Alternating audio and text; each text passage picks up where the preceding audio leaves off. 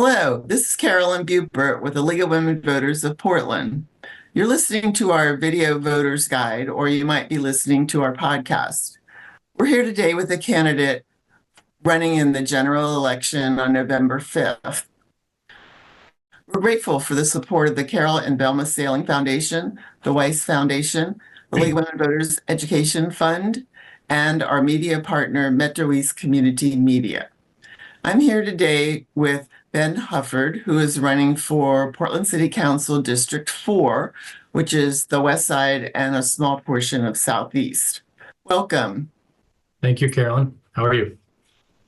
Fine, thank you. Tell us a little about why you're running for this office. I've lived in Portland for most of my professional life. I chose to come here from Boston. I am an architect. And my whole professional career is here. I'm completely committed to this city. And the short answer is I make places where people want to be, and Portland could use that right now. I've sat on the sidelines and watched our city through thick and thin, and feel that we need some leadership on city council that I can provide as an architect. I'm also involved in the food and beverage industry here. So many of the restaurants that I've designed, I stay on as a small partner. And so that's the Lightning Bar Collective. There's a variety of, we brought vegan bars here to Portland with the By and By and Sweet Hereafter.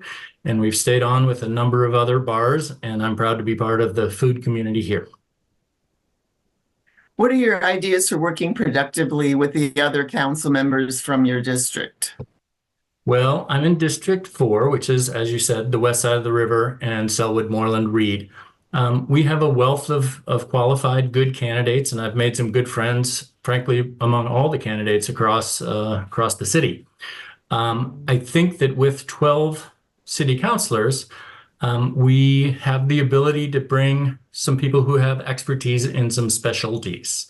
So there are things that people are going to be stronger at and some things they're going to be weaker at. As an architect, building housing and understanding permitting is something that I can bring a lot to the table. And when I do a stump speech or I talk about housing needs, quite frequently other candidates come up and they'll speak to me about zoning or the permit process. And again, I think having people who have a focus or something they're really specialized in is not a negative in a council race in a council that has 12 people sitting on council. What actions, if any, would you consider taking to address the current concerns related to the critical energy infrastructure hub on the Willamette? The CEI Hub has done a really great job of providing information to all the candidates. I've attended a forum. I attended a neighborhood group afterwards. This is a really important issue, and I think they've done a great job of bringing it in front of us.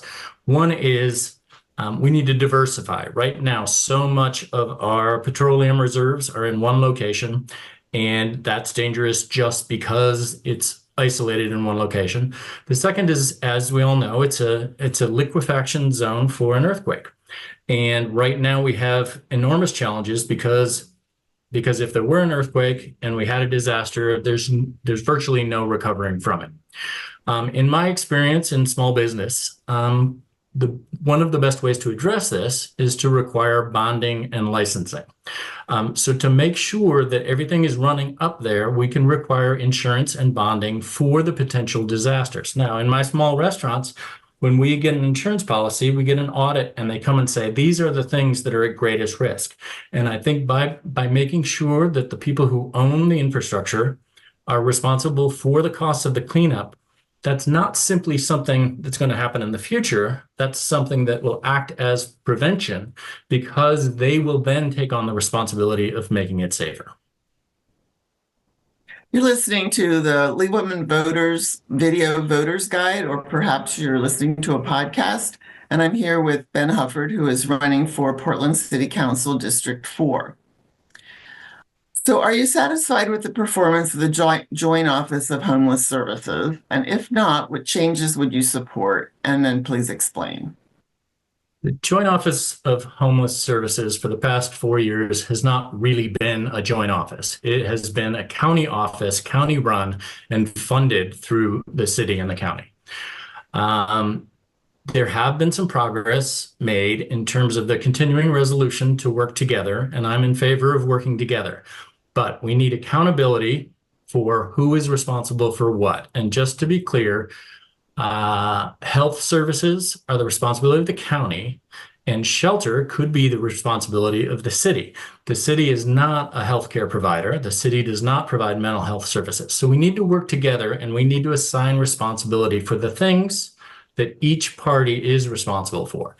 And I think that's absolutely necessary. I'm willing to give it more time to work together, but we have a tremendous amount of money committed to this, $450 million per year, and we have 7,000 people on the street or at risk of homelessness, and that's a tremendous amount of money, $60,000 per homeless person. So we need to be more effective at getting shelter and getting services to the people who need them. What skills, experience, and interests distinguish you from the other candidates for the position? I have a lot of respect for people who are running for this office. It's a hard thing to do to run for office. I am very much coming from the outside. I am new at politics, but I'm old at getting things done. In my architecture practice, I do about 15 projects per year with my help, and the metrics of that are we need to deliver a project. We need to open a restaurant. We need to open an office building. We need to complete a project. We need to build it, and we need to be done. And I don't sense that urgency with current government or with some of the people who are running for government.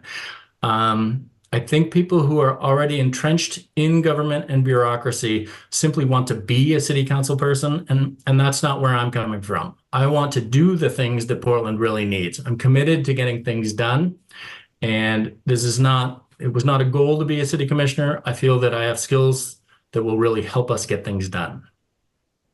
Thank you. This concludes our video voters guide and podcast interview of Ben Hufford, running for Portland City Council District 4. Election day is Tuesday, November 5th, and thank you for listening and therefore becoming a more informed voter. And please do vote on November 5th.